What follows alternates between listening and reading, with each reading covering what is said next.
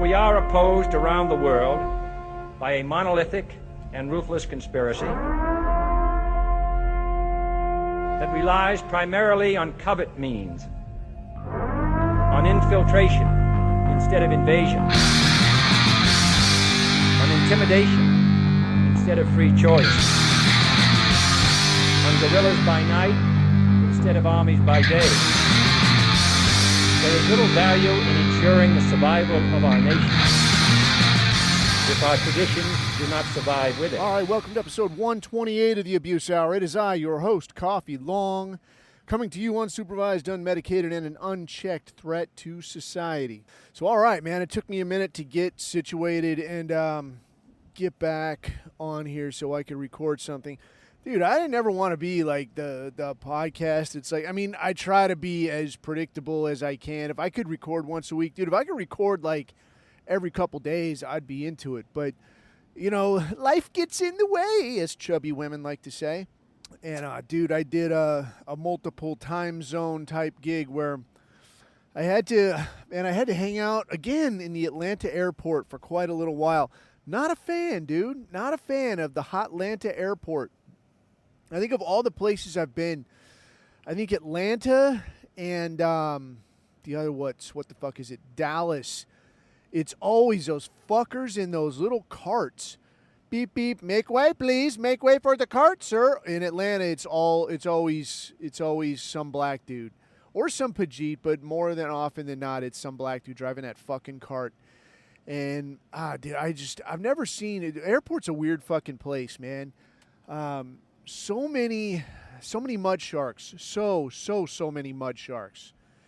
And so many crippled people. Why are crippled people always going somewhere? I mean, it's your grandmother. Well, okay, yeah, I appreciate it. Well, I'm not trying to hand out some free pass. I'm not trying to break nuts. But so many crippled people going somewhere. I had heard this idea that they're not actually crippled. They're just people that are fucking lazy and they want to get on the plane first. And then when they get there, like you're supposed to walk out and you go find, like they'll have a name and you go sit in your chair and they push you, you know, whatever, Shaniqua pushes you back to the terminal and you go to the next gate or whatever. But like these people they'll just get up and walk out. And like, I'm fine now. I just want to get out of here. Like, okay. I wouldn't be entirely surprised. But yeah, it's always a trip to me. Like, dude, why so many? Why are there so many of you? Anyway, so today I want to catch up a little bit on some of the situation with the Trump and Putin nothing burger, if you like. I mean, dude, nothing ever happens, dude, and I think nothing is exactly what's happening with this thing. But I've got a couple thoughts on it, I guess. And I mean, I guess at the end of the day is that, like, this guy needs anything. This dude needs literally anything that will take the eyes off of the Epstein thing and the Israel catastrophe. Speaking of which, though, this Israel situation, I think it was, who the fuck was it? It's maybe Denmark? I can't remember exactly. There was somebody that was talking already that, like, yeah, we're gonna recognize Palestine. I'm hearing Australia, Canada. Fuck these people, man. God damn them all. I hate them so much, dude. I can't remember. I want to say UK, maybe. But a few places we're talking about, dude, we're going to recognize Palestine. But apparently they're waiting until the UN General Assembly in September before they officially do it. So, I mean, it's kind of fucking... And on one hand, I'll say this, I guess. Yeah, you're you're fucking around and thinking about it and talking about it and threatening it, because probably half of them saying that we're going to do it, I swear we'll do it, they won't fucking do it. They'll get leveraged some kind of way, and it'll be like, okay, well, maybe not, but you got to stop, with the genocide thing. Like, it's not really very cool. It's not very cash money. So if you don't, I'm telling you next time, and maybe it just goes away. But just the same, like, well, you're saying this, so I'm gonna do it. That yeah, there's people getting blown up. There's people getting fucking starved. It's not that cool, man. It's not really very cool. At the same time, there's the argument that, yeah, but it's fucking Palestine. They're not white people. If it was white people, I'd be pretty fucking spun up, I think. I'd probably be, honestly, a lot more spun up. They're not white people, but they are some people, and that's somebody's kid getting fucking blown up, and it probably doesn't make people very happy. I have seen it like leftoids, like this shit winds them up pretty good, which seems odd, right? Like you're super in favor of the fuck ever abortion but this, it's like, oh no, now I care very much, which is weird, man, because they'll make these weird fucking arguments about like, oh yeah, you like conservatives, you don't like abortion, but then after the kid is born, then you won't provide them with free everything. Like, no, I won't provide everybody with free anything. You want a breakfast, then go fucking buy breakfast. You want to go to school, then get your fucking ass to the bus stop. We're not bringing school to you. Get some fucking clothes. Go to school. Oh no, you got to pay for them. Otherwise, you're a shitty person that you don't care about kids. Wait, what? What the fuck does this mean? It's very strange. But this Palestine thing, they do seem to get pretty spun up over. I guess it is like that, who's it? Charles Dickens came up with this term, telescopic altruism, I think it was. Or telescopic philanthropy, one of these things, where you're like, the thing that's right here in front of you, you're like, oh, nah, fuck that. I'm not helping with that. But that guy way over there. But then, you help some guy that's way over there. You get to make this big fucking show about it. You get to have like your own after school special where like, look at the trouble I'm going to, and I'm going all the way across the world to dig a well and help Ugandan half-wits go to fucking grammar school. So it's like it's more of a self-stroking, self-sucking kind of thing, I think. But they're definitely doing that shit in either case. So on one hand, yeah, people are kind of lollygagging, and some of these nations are like, I'm telling you next month. And you could say that, like, yeah, people are getting blown up while you dick dance. But at the same time, letting the shit go on, like that's if there's any upside, that's the upside, is that these fuckers will keep fucking doing it. Like these Jews, dude, there is no stopping them, man. Like they just keep at it. They keep fucking around. They're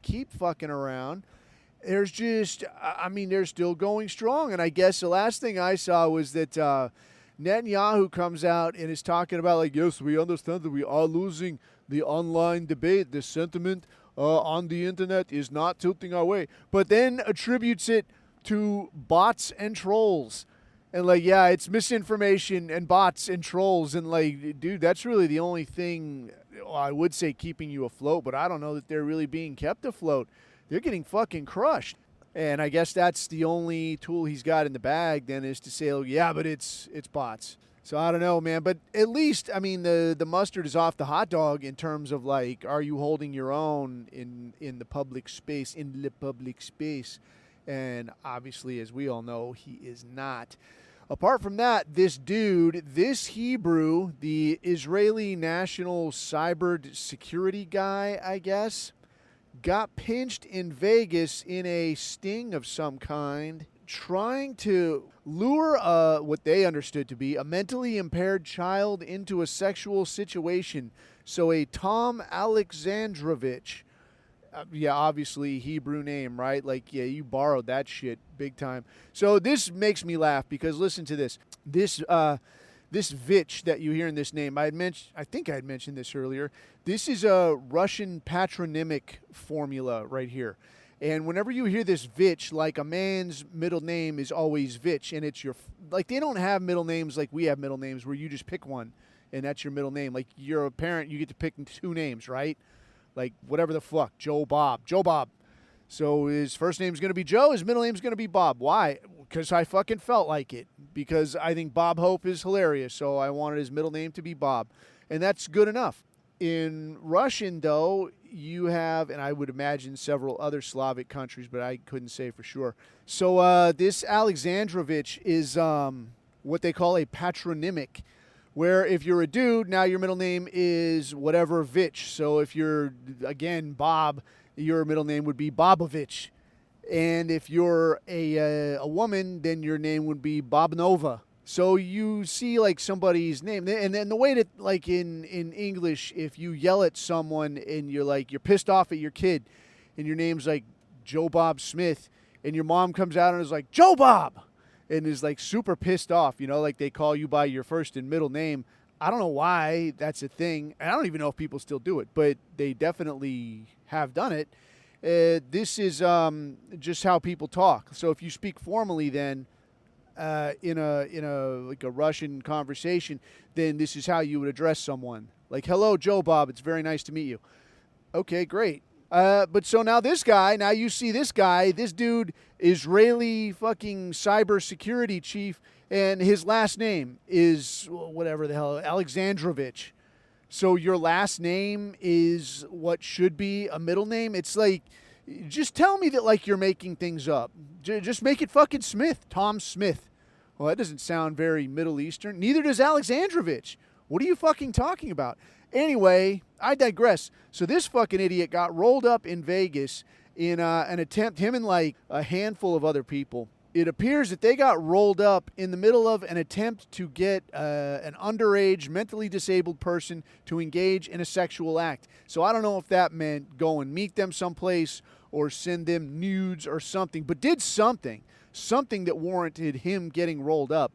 And instead of him facing the music and getting pinched, all he got was like fast-tracked out of the country.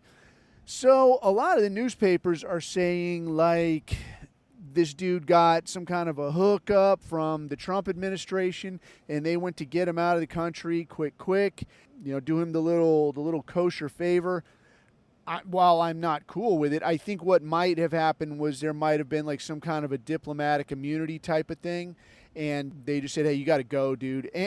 Or Israel was like, oh God, he's our guy, he's our special boy, you fucking bring him back here. And one way or the other, he's out of here and he's back to Israel. And I'm looking at this, what was it? I think it was like Middle Eastern something. Let me look if I could see. Middle East Eye, whatever the fuck that is. It's like Evil Eye, like you put it on your fucking jingle truck. Anyway, I'm looking at that shit, and it talks about this guy, but then it goes right into talking about another guy in Dubai that gets kicked out of Dubai, another Israeli diplomat, for the same kind of shit. For sexual impropriety. I mean, imagine getting kicked out of Dubai. Like, what kind of bizarro world shit do you got to be up to get launched out of Dubai? It's all very fucking tasteless, these people, and I think it's high time. I'll tell you this, dude, this is going to be great. I'll share this with you guys because, I mean, as popular as this show is, it's like all 10 people listening to this shit. If this comes to pass, you'll know that it's heading the right way because I'll delete the abuse hour. It'll fucking vanish and I'll move forward. And maybe you hear my voice, on TV or a press conference or some shit. And you're like, I know that motherfucker. But I was talking the other day about, hey, man, maybe I try to penetrate, like, the Democratic Party. And there might be a lot of nose holding, where I'm like, I got to pretend not to want to throw certain people off of roofs and try to, I don't know, cut it real smooth where I'm saying it this, like when they say diversity is our greatest strength. Like, I'm saying it's our greatest strength, but I mean us, our, not you, our. You're not included in this. So maybe there's a kind of a way, if I get here to try it out. So I'm looking at, like, events near me and this kind of shit. And there's like a meet and greet, getting to know you, kind of a mixer for local Democratic activist types. And I'm like, all right, man, I'll try. I'll fucking try. So I'm going to go to this fucking thing, man. And I don't know how I'm going to get by. I could see this lasting like 10 minutes, honestly, because I think most of the time, I think the things I've seen out of this kind of shit is like, these people smell me a mile a fucking way, dude. And they're like, this motherfucker is not... It's like dropping a fucking piranha in a goldfish pond. Like, this one is not like the others. He hasn't started eating anyone yet, but something is off. Something's not right.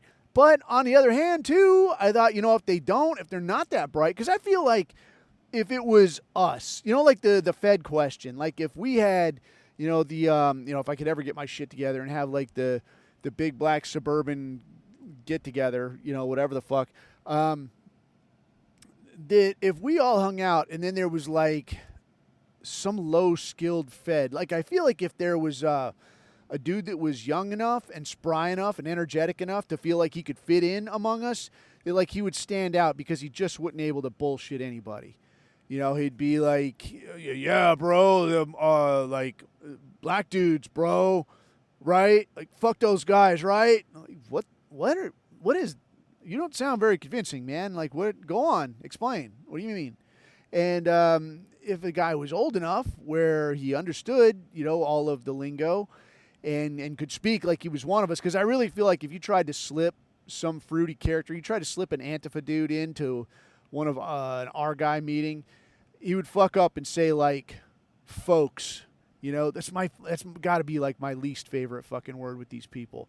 And like, like white, folks, man, in our circles, like, wait, say it again. What are you talking about? And I think they would give themselves away. The same way, man, I worry that I will get in here and I'm going to fuck this up and they're going to be like, you're like some kind of rotten Nazi son of a bitch, aren't you? Why are you here? And then I'm gonna get snatched up. I'm gonna end up in the trunk of a fucking Subaru.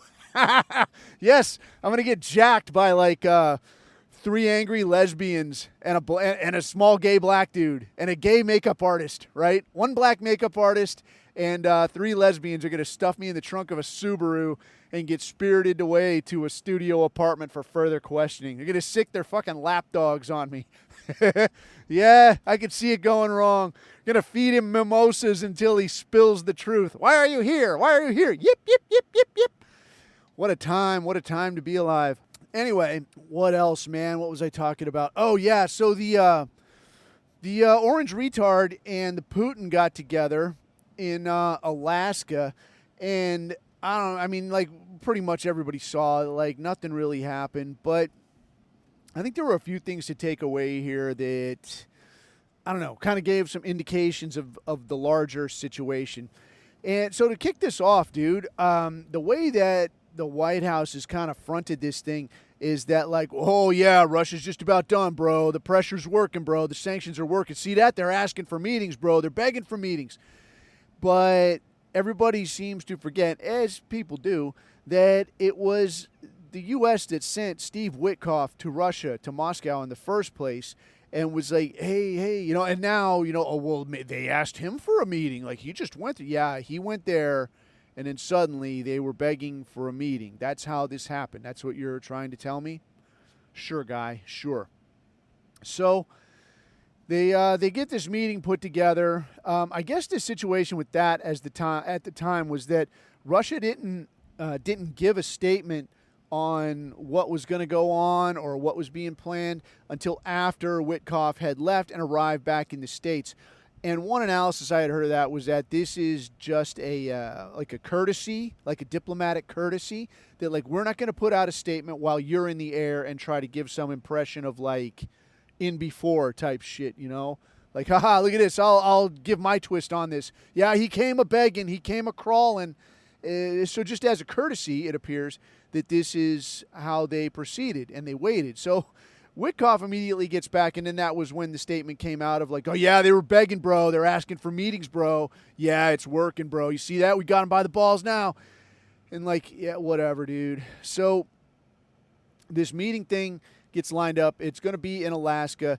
They get the whole to-do fucking put together, and they did get it put together on pretty short notice, it looks like.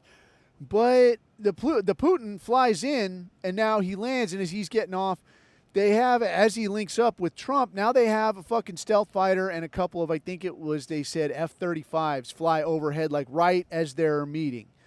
Which, on one hand, you could say, like, yeah, this is like a display of fucking firepower and this.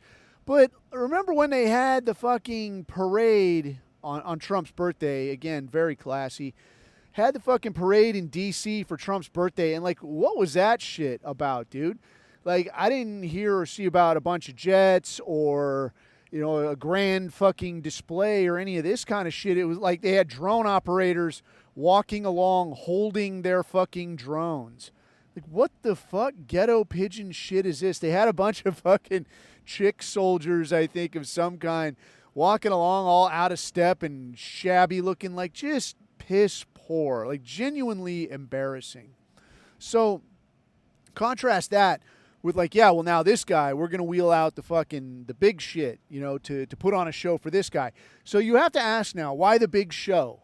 What's the big show about? Is it a show of respect? Because if it's respect, where's your fucking respect for the people that you were putting on a fucking parade for? There was no fucking respect. It was fucking nonsense. So we could say that it was probably not a respect thing. I do know that in the Navy they have this thing called, because I looked this shit up, they have this thing called manning the rails, where when you would pull a ship into a port, everybody would be up on the edge, along the edge of the ship, and you would fire off cannons. So on one hand, where you might say that this is like some kind of show of force, it's actually the other, like, reverse grip here, where you're showing that, like, because it's from, like the 1700s, that you're showing that your cannons are empty and all your people are up on deck. Like, nobody is below decks getting ready to shoot holes in anything, and you know for sure that the guns are empty because you just fired them off. Like now, obviously, you don't have to have people down there reloading. You can run this thing with almost nobody, but it's a traditional thing. So people still do it. You could sort of compare that, I guess, in a way to this, where, like, look, we're just doing it's like a salute and a flyover and this, but that's, so far as I'm aware, I don't know that there's any kind of thing. I mean, you see flyovers at, like, sports ball games, but that's, I don't know, dude. It doesn't give the same feel. This gives a more of, like, you come to sit down for a meeting and a guy pops out from behind the door with a pistol in his hand and says, yeah, I could have got you just there. Yeah. And then walks off, and now the meeting is supposed to start. It doesn't seem very classy. And I guess I guess I'd have to say that, like, just the fact that you're not quite sure what to make of it. Like, what the fuck do you make of this shit? It seems tacky, dude. It seems like, if you did walk into a meeting and somebody's like, see that? I could have killed you just then. Like, obviously you're the one who's nervous here. What are you fucking nervous about, guy? What are you so spun up for? So the guy comes to your house, right? Comes to Alaska. You pull this shit. Now they go inside and talk. I understand it was supposed to be like, there was supposed to be like 2 different, like, sessions that day where they were gonna sit and talk and then, like, go away, have lunch, regroup, I don't know, make some phone calls or something, and then come back and have another session later on. So they go and they sit and they do one session, and then they come out, do a little photo op, and then that's it. That's the end of the thing. Putin gets back on the plane and takes off. What does that mean exactly? It very much could mean that, like, they could not arrive at an agreement, but I do think that if they could not arrive at an agreement, that they still would, like, Trump would have offered something, right? I think he would have been like, dude, I'll let this, that, and the other sanction go. Like maybe, we'll not push for sanctions based on deals you're doing between China and India or whatever, but let's just have this other fucking meeting because I need this fucking meeting. Instead, I think probably what happened was whatever Trump wanted to get out of that by probably requesting that meeting, that's the version that I think I'm most comfortable with, is Washington goes there. Trump needs a feather in his hat because he ain't got one right now. Like, this guy hasn't really done shit. No Epstein files, no resolution with the Ukraine thing, no resolution with the Palestine thing, no resolution with the economy thing. The big beautiful bill. Like, get the fuck out of here, dude. This ain't doing shit for anybody except you. So I think if this guy didn't get what he was needing out of this meeting, he would have pressed, he would have done something. If he's supposed to be such a great negotiator, he would have at least made sure that the second meeting went off and they could stretch this thing out for another day, maybe spin it into more than a nothing burger, right? Instead, I think he probably got what he wanted out of this, and that was probably some formula of how do we get a ceasefire and get the shit in Ukraine to stop. So whether that, I've heard this idea floated of, like, land concessions or territory swaps where, like, we're going to recognize this, but you got to give up that, and so on. I've heard a few different ideas on this idea of the territory situation. And on one, there's, I guess, 4 regions on the eastern end of Ukraine that all voted, and for whatever this is worth, right? But all voted, apparently, to leave Ukraine and join Russia. So there was, and I can't remember all of them, there was Zaporozhye, Lugansk, Donetsk, and one other place. I can't remember what the fucking name of it is. But they all voted, they want to leave, they want to join Russia. And that works for Russia because I guess between those and Crimea, this forms a natural land bridge to the only warm water port that Russia would have. So they want this warm water port, but they can't really have that if Ukraine is fucking things up. So whereby like the U.S., maybe the U.S. would recognize Crimea and like 2 or 3 of these territories. Maybe some of the other shit, like the shit that Russia has just now taken, I guess they're picking up speed big time. And it's like one of those, it crumbles by a little, then all at once. I think I heard somebody say it. And that's really how it is, man, is like they start to lose a little bit, then the morale starts to go, then people are like, man, this fucking sucks. We can't win this. People stop putting money in, stop putting weapons in, and then it gets worse and worse and worse, and it just self-destructs immediately. And I think that's about where Ukraine is. So it appears, if I had to guess, that there's some formula on the table whereby they can stop this thing. But again, this all hinges on one Jewish comedian, the idiot in the T-shirt. So what I think is interesting is that the White House put out a call, I guess, has contacted Kyiv to get that silly little Jew in his T-shirt to bring his stupid ass to Dicey on Monday. So moving into this negotiation, then, you would think that, like, I want this guy to come in here and feel good. I want to make it cool for him. So I'm going to ask him to come here. Maybe we're going to treat him real nice and so on. That is not the way. So one, that is not the way that the White House has addressed him. As I have heard it, I've seen it a couple spots today. They contacted him and said, hey, show up here on Monday. Wear a fucking suit when you come here. So on one hand, you want to say like, oh, that doesn't sound good. That doesn't sound accommodating. I will say that this is a negotiation tactic whereby you're kind of setting the stage that, like, I'm going to slap your fucking dick. I'm going to knock you in the fucking dirt. Have your shit together. Come in here. I'm giving you some fucking taskers here. You got to have your act together. So by telling him this, now when he walks in there and instead it's like, check it out. I got a good deal for you. It puts him off balance a little bit where, like, you walk in here expecting one thing, but you get handed something else. And in this case, you walk in here expecting you don't know what. Maybe a real pain in the ass, but now you get handed what, I mean, by any measure, anything that these idiots get handed that says, yeah, you're going to stop losing people, you're going to stop losing territory, people are going to stop hating you because nobody is fucking paying you anymore.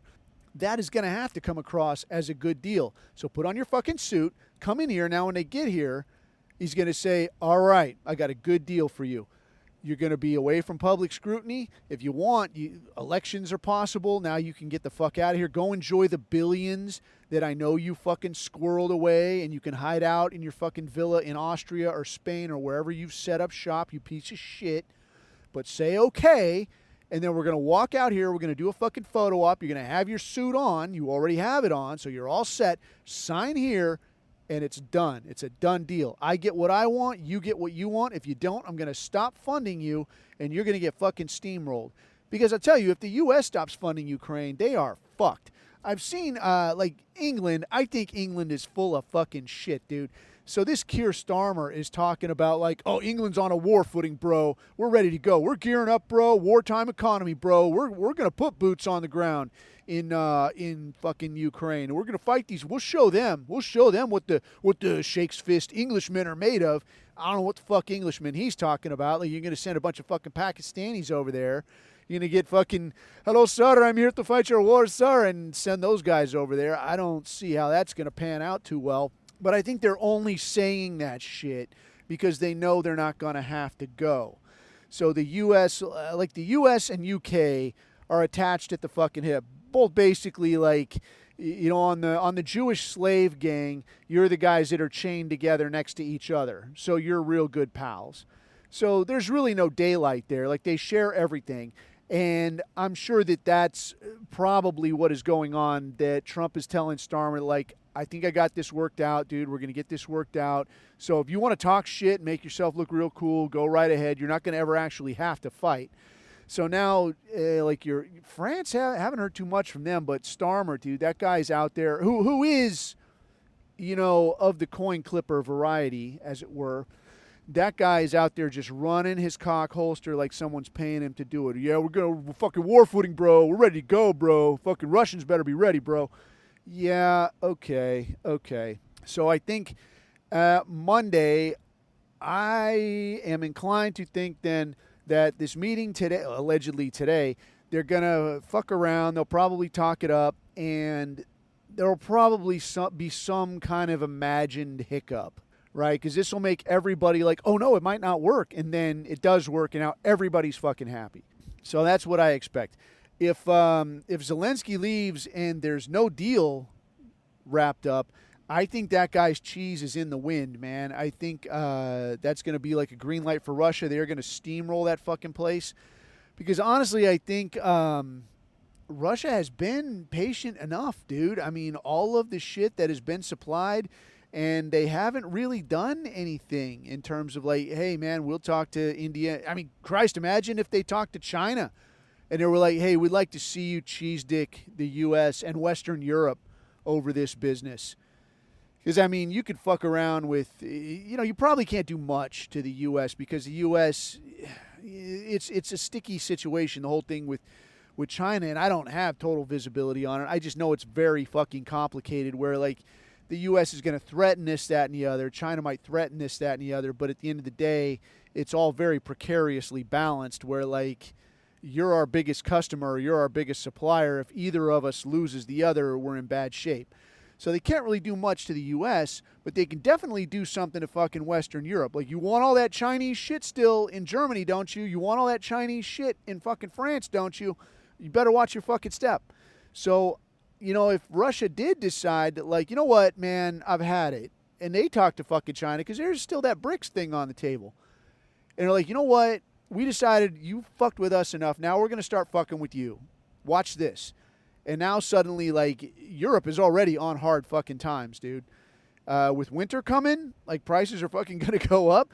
And now everything from China just doubled in price. What are you going to fucking do now? Where are you going to get a clock radio now, right? Not a good deal.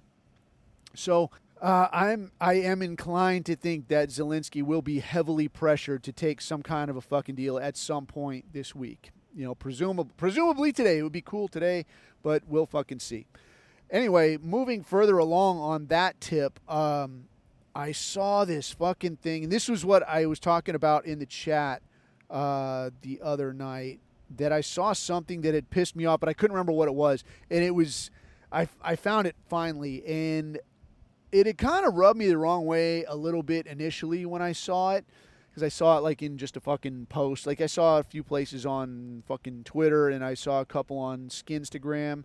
And it was about this dude, Derek Huffman, 46-year-old Derek Huffman from, I think it was Houston, that decided he was going to leave the U.S., took his family, I think he has 3 kids, took his family, moved to Russia, and I guess, as I'm reading it, in order to speed up the citizenship process, agreed to join the military as a welder, and then, surprise, surprise, gets sent to the front lines. So, on one hand, I got to be like, all right, your recruiter lied to you, whatever. On the other hand, also, I guess, or on part of the same hand, I want to be like, so fucking what? You joined a military while it was countries at war. What else can you possibly expect? And in fairness, I haven't seen anything from this guy where he's bitching about it at all.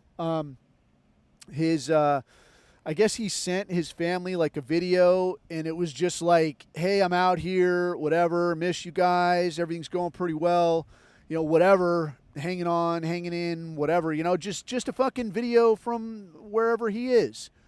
Pass his video along, and his wife posted it, and people grabbed onto her like, oh, look at this fucking asshole. This guy went over here and joined this fucking military, and then he got sent to the front lines like a fucking jerk. And I'm like, well, one, what did anybody expect? Like, you join a military, you go where you get fucking sent, man. That's the fucking news. That's the news for anybody. But then these reports come out that the guy had been killed, and I had since looked. I looked a couple places, and everything I'm seeing is like, no, there's no verification that this guy has been killed. He's just, he is wherever he got sent to fucking be. But all of these fucking, I saw this, I think yesterday sometime, and it got me kind of fucking heated. It was all of this stuff that's like, haha, fuck you, what an asshole, like, you fucking deserve it, you fucking chump. And I'm like, dude, what the fuck is wrong with you?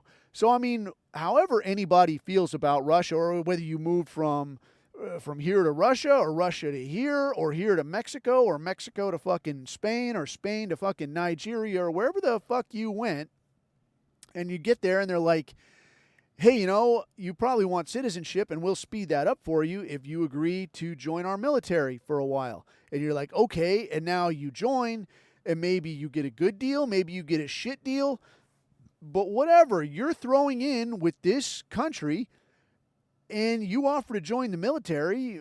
That's always an inherently risky proposition. It is what it is. I mean, you could get backed over in a fucking warehouse by some 18-year-old kid with a double-digit IQ. Very, very possible, all right? It's always a risky proposition. But what I'm not seeing is, like, where's the fuck you come from, guy? I mean, everything I'm seeing in, like, the thing I saw yesterday, I think it was on Twitter, the people are like, fuck you, leave America, this is what you fucking deserve. I got to stop and ask, like, well, hold the fuck on now, man. The guy's a fucking welder. He's an otherwise capable person. He seems like a reasonable individual. He's not some fucking weirdo that's like, I watched Dr. Zhivago once in high school and decided I wanted to fucking live in the snow or some shit and then drug his family to the other side of the planet. He looks like a fairly reasonable person that looked at the situation around him and was like, this isn't going to fucking do, man. I got to get the fuck out of here. And he made the decision that we're going over here. This was his decision. This was what he thought would be the better option. So when you look at a dude like that, and now you got to say, like, okay, wait. What did this guy see? Does this guy know something I don't know? Why did he fucking leave? And if he's in fucking, and I see people talking about like, oh, you didn't want your kids exposed to LGBT, whatever the fuck. Well, why don't you just homeschool them, dumbass? So now I got to ask, dude, is like, you're living in a country where you get fleeced for like 30+% of every fucking dollar you earn, right? And now you're living in Texas, which is, they'll try to tell you, and for the bros from Texas, you know what I'm talking about. It is what it fucking is. Texas will talk about, like, don't mess with Texas. Try that shit in Texas. We'll fuck you up. We'll hang you. We're fucking Texans. Everywhere you go in fucking Texas. I don't know if you've been to Texas. If you haven't, you'll know you're there because literally every structure you walk into is going to have a big fucking star on it. It's going to say Texas on it somewhere. There's going to be an image of a hat. You'll know you're in Texas. These people take pride in being Texas. But when they say this, well, try that shit in Texas. Okay, well, unless you're talking about setting up, like a caliphate Muslim set-aside city that's going to be all us, for us, by us, unless you're talking about a lot of human trafficking, unless you're talking about black crime, where, like, Houston is the most diverse city in the fucking country, diverse meaning non-white. And it's that way because after Hurricane Katrina, they invited all those displaced Africans in there and then just let them stay. So unless you're talking about any of that, set them up in the fucking Astrodome where it was like rape and murder a go-go. It's fucking Thunderdome in there. They should change the name of it to like Houston Thunderdome. That would be more applicable, I think. Anyway, so this is where you're fucking living, man. You're in Texas. So a guy that's in what is advertised as one of the most conservative states, traditional-minded states, anti-weirdness states. Well, a lot of weirdness, but not, the kind of weirdness that has your kid cutting his dick off. But a place that's supposed to embody more traditional American values than anywhere else. This guy is living in this state and looking around and saying, this ain't making the cut, dude. I got to do something else. And elects to go someplace that's, one, very, very foreign. Two, has a language that's very, very difficult. Three, where it's a country that's at war. And now you're going to have to try to fit in here and figure out what the fuck's going on. So in this guy's mind, right, his perception is that this is still a better option for me and my family than staying where I was. So what you got to ask yourself, I think, is any reasonable person has to stop and look at this and say, well, hold on, does this guy know something I don't know? Because, yeah, there's lots of fucking weird people everywhere. There's lots of weird people that'll do lots of weird shit. Like, some guy moves to the middle of the fucking Kalahari and he wants to live with the bush people. That's always been his thing. He's just really into it. Knock yourself out, man. People do weird shit like that. Some guy wanders off into the bushes. He's going to raise his kids as, fucking savage. He's a fucking liver king, right? That weird fucker. Run around barefoot all day, killing fucking animals and eating them raw right there in the field where you find them. People do this kind of shit. People do weird shit. But when you see something like this, where the guy talks and presents and in every other way behaves like a normal, rational person, I think you got to look at it and say, well, wait, does this guy know something that, everybody else just isn't thinking of? And I mean, it's arguably, yeah, apparently so. Because I mean, I've talked about that kind of idea for a while. A lot of people have talked about that. There's tons of videos and books and whatnot about how to get a second citizenship, how to get what they're talking about, like a plan B. Like if everything goes to shit here, like what if there's civil war in the States? What are you going to do? Like, dude, that's not, I think this shit has been normalized so much where you're like, yeah, when civil war kicks off, dude, that's not a good deal. That's not some shit you want to be here for. So, I mean, I've looked at some of this shit because, I mean, again, dude, it's like people say, like, people that know how to fight are usually the people trying to avoid fights. I've been to war a bunch of times, and I hear people talk about, like, oh, war is hell, bro. Oh, bro. And, again, I think it's kind of like, you look at, like, MMA or something. Like, there's probably a lot of guys that do really well that are like, well, it ain't that fucking bad. I mean, I had a pretty good time. But you're going to talk to other guys that are like, yeah, I got my nose moved to the other side of my head and I got my fucking leg turned the wrong way and I'll never walk again. I'll never dance again, right?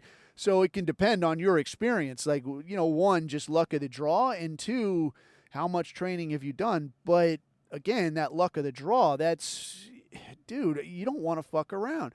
I know a couple dudes that I put through training that were like, one dude got shot like from a building over there someplace, through another building, through a window, and into his fucking head. Because, you're always supposed, like, the rule is, like, you duck under the fucking windows, man. Or, like, you kind of scan in there from an angle and, like, zip, then you move across there and scan the other side. And the next guy does the same thing, So nobody's going to pop right up there and throw a grenade or shoot at you. But you're also not lingering in front of that window. But at some point, there's so many windows, there's so many buildings. It's like, you can't do this. You can't sneaky peek past all of them. And this guy, like, zap, just fucking got it. And probably by some fucking jamoke with 0 hours of training, just like, yeah, take this AK and go shoot at the Americans. So if you have experience, it's like, you don't want to fuck around. So you look at the situation now, and like, I'll stand by my prediction that, like, this administration is doing everything they can to generate war on an international level, to boost the economy, whereas Guerrilla Harris administration would have been a civil war to basically restructure the way everything goes here and basically turn you into even more of a wage slave to make believe that we can have a black and brown middle class when we clearly cannot afford that shit. But, yeah, that doesn't seem like it's so much on the horizon here right now, but just the same, man, you look around and it's like, dude, it's not going well. Shit is not functioning the way it's supposed to. And we've gone on about, why we think that is. But, looking at, like, where could a guy go? It's not unreasonable. Because, I mean, like, me, I can live fucking anywhere. I've talked to a bunch. I've talked to a few guys. I know some guys that live in Thailand. I know one dude that moved to Cambodia and opened a bar, and then, like a dumb fuck, like, married a Cambodian chick. Like, this poor bastard. I think I'd mentioned him before. Like, he was married early on, like, before I knew him, and I guess everybody said he was like a nice little fella, and he was married to some chick, and then he did a deployment and came back and found out his old lady was getting run through by, like, a whole staff of bartenders or some kind of shit. And he kind of went off the deep end, got a little weird, started on the juice, got super fucking jacked. And I have mentioned this guy before. He's like super fucking jacked. And he's a real handsome Dan motherfucker. And like, women would cross the room to talk to this guy, but we would always put bets on, like, how long is it going to take for him to fuck this up? Because he'd start, like, he'll have some chick by the neck and, like, I'm fucking telling you, you listen to me. Like, bro, you can't just grab people. And he'll get launched out of places and, like, all right, I guess we're going somewhere else now. But what the fuck was I talking about, man? Oh, yeah, so this guy, yeah, he moves to Cambodia. He wifes up some fucking tree-climbing, coconut-getting fucking broad. And I think he moved back to the States. Why the fuck would you do that? I mean, you like, life was hard enough, to live here, and now you go get some fucking mango farmer and bring her back here, and now you're going to try to exist? Like, get the fuck out of here. It makes no sense. Anyway, so like a cat like that, I know a lot of dudes that live all over the place, and if it's just you, right? If you're just some dude and you've got the wherewithal and you've got some money, you can live just anywhere. I can live on the beach in Thailand. I don't give a shit. I can live in fucking Bali. I don't give a shit. I'd probably get tired of that live, laugh, love fucking crowd coming through, but who gives a fuck? Go get a beer. Go get a workout. Take a vacation from your vacation. Who fucking cares, right? But now when you start thinking about like this guy, he's got a family. Now you got to start fucking thinking, man. And I saw some people that were in the comments and they're talking about like, bro, you'd have been better off, somewhere like Southeast Asia or South America, bro. And I'm like, you fucking amateur, man. Like, tell me you never been to Southeast Asia. Because I've spent a lot of fucking time in Southeast Asia, dude. And this is what I'm talking about. Like, you look at things like, like a lot of the crime you might see. Like, crime is a different flavor everywhere, dude. Like, if you go to fucking Mexico, South America, or Central America especially, like the kidnap for ransom thing is a monster, dude. It's like Mexico's like the kidnap for ransom, like Walmart edition. Where like I guess the average initial asking price worldwide is on average like around $1 million. Like they snatch somebody up, somebody of relatively high profile, going to be like, I want $1 million. I'll turn them loose. In a lot of places, depending who you work for or work with, they're going to have KFR, they call it, kidnap for ransom, KFR insurance.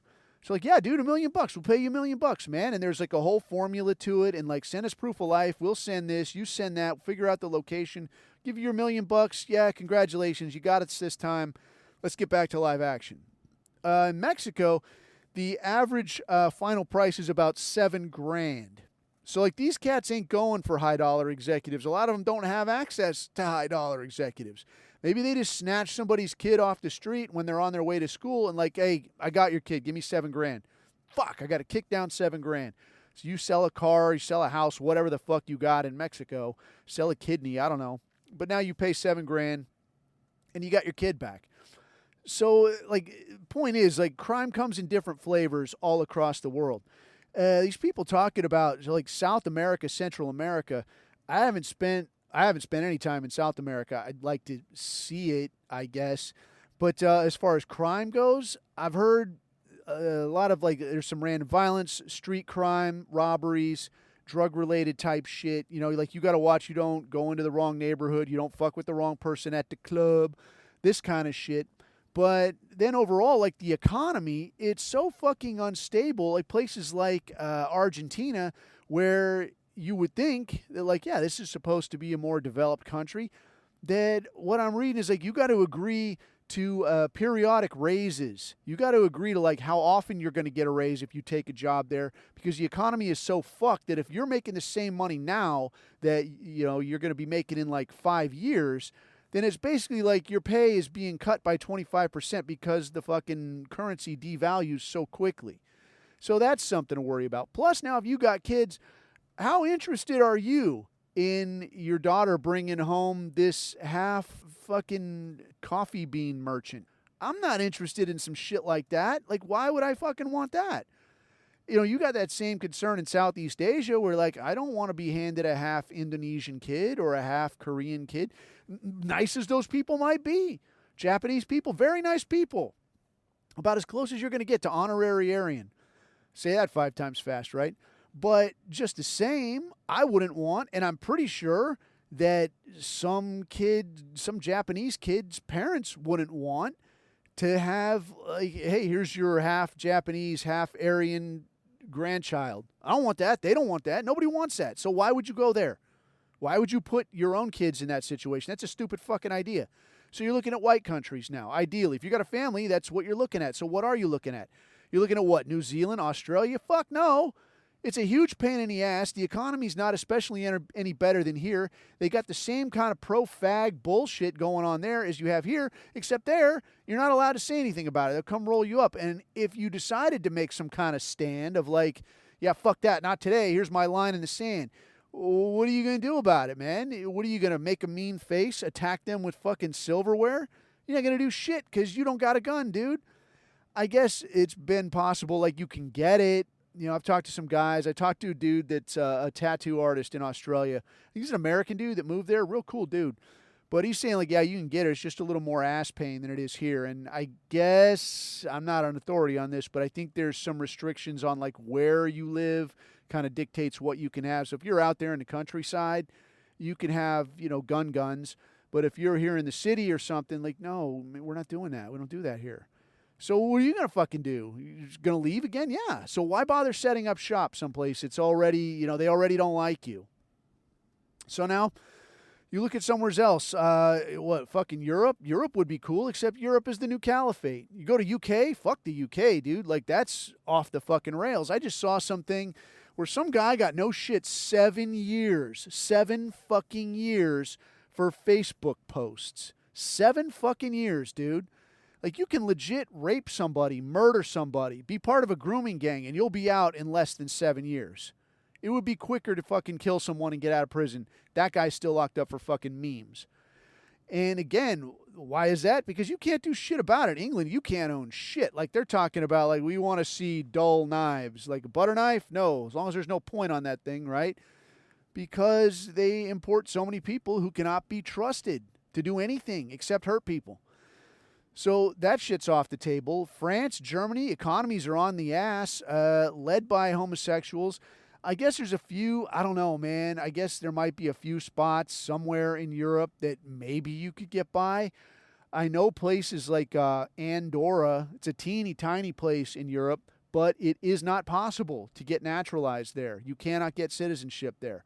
So basically you would have to bounce out and come back anytime. So if the U.S. ever decided, like, hey, we don't like you very much, we're revoking your passport. Shit, what are you going to do now? You don't have a passport. You're kind of fucked. I don't know whether it's possible to get residency somewhere like that or somewhere like Switzerland. I imagine it must be. But again, I don't know how much ass pain it is. I imagine it takes quite a while. Plus, the economy in somewhere like Andorra or, fucking Switzerland, it's comparable to here. Like, you're not getting a better deal. Your dollar's not going to go very far, so you're going to have to work your ass off just like you do here. You're going to have to learn to navigate a whole new system of bureaucracy. And what are you really getting out of this? They still got the Muslims. They still got the Africans. I guess it's not as bad in Switzerland, some places like that. Norway, it's hard to say how bad it is because for those people that aren't used to dealing with them, it's hard to say, dude. That's a stab in the dark, dude. Is it worse than here and you're just complaining because you're not used to it? Or is it actually, who the fuck knows, man? It's a toss-up, a total toss-up. Which leaves you what, really? What does that leave you in terms of white countries? I mean, Spain, yeah, it's a European country, but again, it's right there across from Africa, and they've got a ton of those fucking idiots coming in there. I've seen a lot of stuff where there is a lot of based material coming out of Spain. Like, there is some good fascist action coming out of Spain. But, again, man, it's Europe. And I don't know, how accommodating is that? I did go to Spain once for some work, though, man. And I thought Spain was real cool. But, I mean, again, dude, you're thinking about not just you. If you got a family, if you're thinking of this guy, this Derek Huffman, are you going to have to move again in a few years? What are the prospects like for your kids in Spain? I don't really know, dude. So now you look at Russia where they're talking about, yeah, man, it's illegal to propagandize children with gay, propaganda, gay advertise. You're not advertising butt sex to kids. That's good. Very traditional society. Yeah, that's good. You hear a lot about, like, well, there's a lot of corruption. Dude, there's a lot of corruption everywhere. There's a lot of corruption here. What the fuck do you want? So it kind of begs the question, when you look at a place like a Russia or something, you have to ask yourself, like, well, all right, well, is it because it's so bad that it seems weird to me, or maybe it's not a good idea to me, or is it because that's what you've heard your entire fucking life on Jewish TV, that they tell you it's a bad place, don't go there, whatever you do? I don't know, dude. I don't know. It makes you fucking wonder, right? But as far as how things play out or, what's on the horizon, maybe there's a little time to figure that out. And, hey, if you did do something like that, there's nothing saying you couldn't go someplace, get residency, kind of set up shop, put your kids and family over there, come back and fight the Civil War, and then bring them home after it's all wrapped up. I don't know. I mean, these are all possibilities.